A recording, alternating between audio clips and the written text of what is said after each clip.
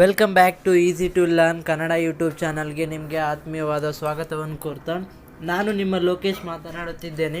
ಇವತ್ತು ನನ್ನ ಟಾಪಿಕ್ ಏನಪ್ಪ ಅಂದರೆ ಯಾವ ಥರ ಓದೋದು, ಏನು ಓದಬೇಕು, ನೀಲ ನಕ್ಷತ್ರದ ಪ್ರಕಾರ ಓದಬೇಕಾ ಅಂದರೆ ಯಾವ ಥರ ಅನ್ನೋ ಈ ಟಾಪಿಕನ್ನು ಚೂಸ್ ಮಾಡಿದ್ದೀನಿ.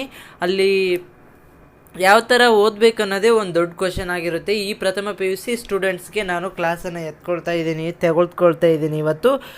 ಅದು ಯಾವ ಥರ ಅಂತ ನಾನು ಹೇಳ್ತಾ ಇದ್ದೀನಿ, ಸವಿಸ್ತಾರ ಹೇಳ್ತೀನಿ ಕೇಳಿ ಫ್ರೆಂಡ್. ಅದಕ್ಕೂ ಮುಂಚೆ ನನ್ನ ಕಡೆಯಿಂದ ಸಣ್ಣದೊಂದು ರಿಕ್ವೆಸ್ಟ್ ಏನೆಂದರೆ ಶೇರ್ ಮಾಡಿ, ಲೈಕ್ ಮಾಡಿ, ಸಬ್ಸ್ಕ್ರೈಬ್ ಮಾಡಿ ಮತ್ತು ಬೆಲ್ ಐಕನ್ನು ಕ್ಲಿಕ್ ಮಾಡಿ. ಯಾವ ಥರ ಅಂದರೆ ಫಸ್ಟು ನಾವು ಯಾವ ಥರ ಓದಬೇಕಂದ್ರೆ ಅಯ್ಯೋ ಬುಕ್ ಓದಬೇಕಾ, ಎಂಟೈರ್ ಬುಕ್ ಓದಬೇಕಾ, ಅಯ್ಯೋ ಬ್ಲೂ ಪ್ರಿಂಟ್ ಪ್ರಕಾರ ಓದಬೇಕಾ, ಅಯ್ಯೋ ಯಾವ ಥರಪ್ಪ ಅಂತ ಒಂದು ಕ್ವಶನ್ ಮೂಡುತ್ತೆ. ಆ ಕ್ವಶನ್ಗೆಲ್ಲ ನಾನು ಇವತ್ತು ಖಂಡಿತವಾಗ್ಲೂ ಸಾಲ್ವ್ ಮಾಡ್ತೇನೆ, ಆ ಕ್ವಶನ್ಗೆ ಆನ್ಸರನ್ನು ಕೊಡುತ್ತೇನೆ. ಇಲ್ಲಿ ಬ್ಲೂ ಪ್ರಿಂಟ್ ಕಾಣ್ತಾ ಇದೆ ಗಾಯ್ಸ್. ಈ ಬ್ಲೂ ಪ್ರಿಂಟ್ ಯಾಕಪ್ಪ ನಿಮಗೆ ಡಿಸ್ಪ್ಲೇ ಮಾಡಿ ತೋರಿಸ್ತಾ ಇದ್ದೀನಿ ಅಂದರೆ ಇದು 2023 ಅಂದರೆ 2023ರಲ್ಲಿ ಈ ಬ್ಲೂ ಪ್ರಿಂಟ್ ಬಿಟ್ಟಿದ್ರು. ಆದರೆ ಇದರಲ್ಲಿರೋ ಥರನೇ ಪರ್ಟಿಕ್ಯುಲರಾಗಿ ಅದು ಬಂದಿತ್ತು. ಬಟ್ ನಿಮಗೆ ಈ ವರ್ಷ ಬರುತ್ತಾ ಇಲ್ಲ ಗೊತ್ತಿಲ್ಲ. ಅಂದರೆ 85% ಬ್ಲೂ ಪ್ರಿಂಟ್ ಪ್ರಕಾರನೇ ಕೊಡೋದವರು. ಚಾಪ್ಟರ್ ವೈಸ್ ಕೊಟ್ಟಿದ್ದಾರೆ, ಭಾಷೆ ಅಭ್ಯಾಸ ಕೊಟ್ಟಿದ್ದಾರೆ, ಭಾವಾರ್ಥ ಇದೆಲ್ಲ ಕೊಟ್ಟಿರ್ತಾರೆ ಗೈಸ್. ನಾವು ಟೆಕ್ನಿಕಲಿ ಅಂದರೆ ಅನಲೈಸ್ ಮಾಡಿ ಓದೋದನ್ನು ನಾವು ಕಲಿಬೇಕು ಗೈಸ್. ಇಲ್ಲಿ ಡಿಸ್ಪ್ಲೇ ಮಾಡಿ ತೋರಿಸ್ತಾ ಇದ್ದೇನೆ ಸ್ಲೈಡ್ ನಂಬರ್ 3 ಅಥವಾ 3 ಇಲ್ಲಿ ತೋರಿಸ್ತಿದ್ದೇನೆ ನೋಡಿ ಗೈಸ್. ಅಲ್ಲಿ ಮೇಲೆ ಹೆಡ್ಡಿಂಗಲ್ಲಿದೆ ಅಂದರೆ ಜಸ್ಟ್ ಪಾಸ್ ಅಂತ ಯಾರು ಥಾಟ್ ಇರುತ್ತೆ ಅಂಥ ಸ್ಟೂಡೆಂಟ್ಸ್ ಮಾತ್ರ ನಾನು ಇದನ್ನು ಮಾಡ್ತಾ ಇರೋದು. 28 ಮಾರ್ಕ್ಸ್ ಮಾತ್ರ ಕೇಳ್ತಾರೆ. ಆದರೆ 28 ಮಾರ್ಕ್ಸ್ ಅಲ್ಲಪ್ಪ, ನಾನು ಹೇಳಿರೋ ಥರ ನೀವು ಜಸ್ಟ್ 15 ಡೇಸ್ ಆರ್ 1 ವೀಕಲ್ಲಿ ಓದಿದರೆ 75 ಮಾರ್ಕ್ಸ್ ಈಸಿಲಿ ತೊಗೋಬೋದು. ಅದೇ ಯಾವ ಥರ ಅಂತ ಹೇಳ್ತೀನಿ ಕೇಳಿ.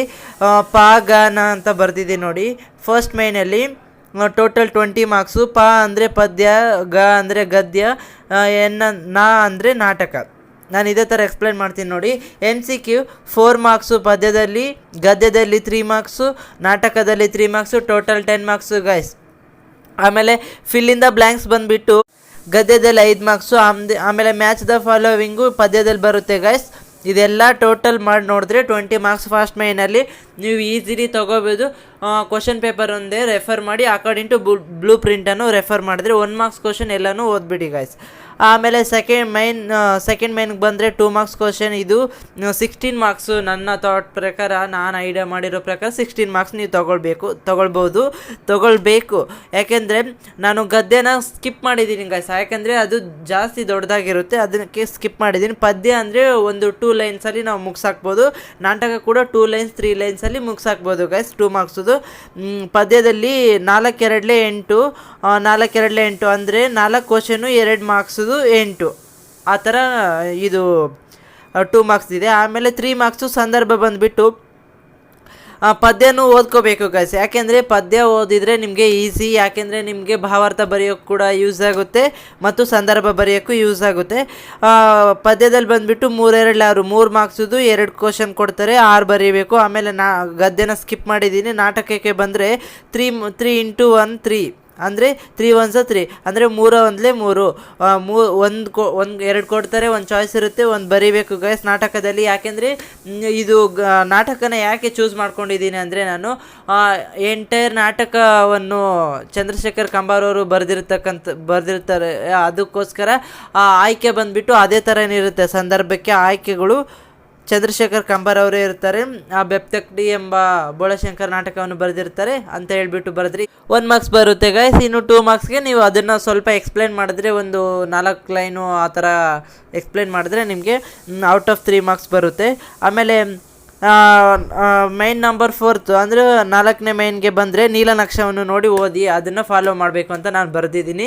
ನೀವು ನೋಡ್ಕೊಳ್ಳಿ. ಯಾಕೆಂದರೆ 1 ಮಾರ್ಕ್ಸು 2 ಮಾರ್ಕ್ಸು ಏನು ಅದ್ರ ಬೇಸ್ ಮೇಲೆ 1 ಮಾರ್ಕ್ಸು 2 ಮಾರ್ಕ್ಸು ಮತ್ತು ಸಂದರ್ಭ 3 ಮಾರ್ಕ್ಸ್ ಇರುತ್ತಲ್ವ, 1 2 3 ಅಕಾರ್ಡಿಂಗ್ ಟು ಅದ್ರ ಬೇಸ್ ಮೇಲೇ ನೀವು ಇದನ್ನು ರೆಫರ್ ಮಾಡಿಬಿಟ್ಟು ಬರೆದ್ರೆ ನೀವು ಒಳ್ಳೆ ಇಂಟೆಲಿಜೆಂಟ್ ಪರ್ಸನ್ ಆಗಿದ್ದರೆ ಅದರಲ್ಲಿ ಏನಿರುತ್ತೆ ಆ ಕ್ವಶನ್ಗೆ ರಿಲೇಟೆಡ್ ಆಗಿರೋದನ್ನು ನೀವು ಪಾಠ ಕೇಳಿರೋದನ್ನು ಬರೆದ್ರೆ 4 ಮಾರ್ಕ್ಸ್ಗೆ 3 ಮಾರ್ಕ್ಸ್ಗೆ ಮೋಸವಿರಲ್ಲ ಗೈಸ್. ಇನ್ನು 1 ಮಾರ್ಕ್ಸು ಎಲ್ಲೋ ಅಂತಲ್ಲಿ ರಿಡ್ಯೂಸ್ ಆಗಿರುತ್ತೆ, ಅಷ್ಟೇ ಸಾಕೋದು.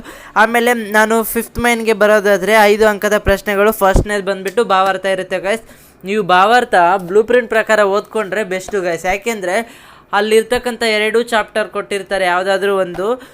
ಅದರಲ್ಲಿ ನೀವು ಓದಿದರೆ 2 ಓದಿದ್ರೂ ನಿಮಗೆ ಒಂದು ಈಸಿಯಾಗಿರೋದು ಒಂದು ಆಳಗನ್ನಡ, ಒಂದು ನಡುಗನ್ನಡ ಇರುತ್ತೆ ಗೈಸ್. ಅದ್ರ 2 ನೀವು ರೆಫರ್ ಮಾಡಿ ಓದ್ಕೊಂಡ್ರೆ ಒಂದನ್ನು ನಿಮ್ಗೆ ಯಾವ್ದು ಈಸಿ ಅನಿಸುತ್ತೆ ಅದನ್ನು ಬರೆದ್ರೆ ಸಾಕು ಗೈಸ್. ಆಮೇಲೆ ಔಟ್ ಆಫ್ 5 ಮಾರ್ಕ್ಸ್ ಇದು ತೊಗೋಬೋದು. ಆಮೇಲೆ ಭಾಷಾಭ್ಯಾಸ ನಿಮಗೆ 12 ಮಾರ್ಕ್ಸು ಫಸ್ಟ್ ಅಲ್ಲೇ ಬರುತ್ತೆ. ಆಮೇಲೆ ಪ್ರಬಂಧ ನೀವು ಹೆಂಗೆ ಬರೀಬೇಕಂತ ನಾನು ಡಿಸ್ಕಸ್ ಮಾಡ್ತೇನೆ. ಅದಾದಮೇಲೆ ಪತ್ರಲೇಖನ ಯಾವ ಥರ ಬರೀಬೇಕಂತ ನೀವು ಮೊದಲಿಂದನೂ ಬರ್ಕೊಂಬಂದಿರ್ತೀರ, ಅದೇ ಥರ ಬರೆದ್ರೆ ಸಾಕು.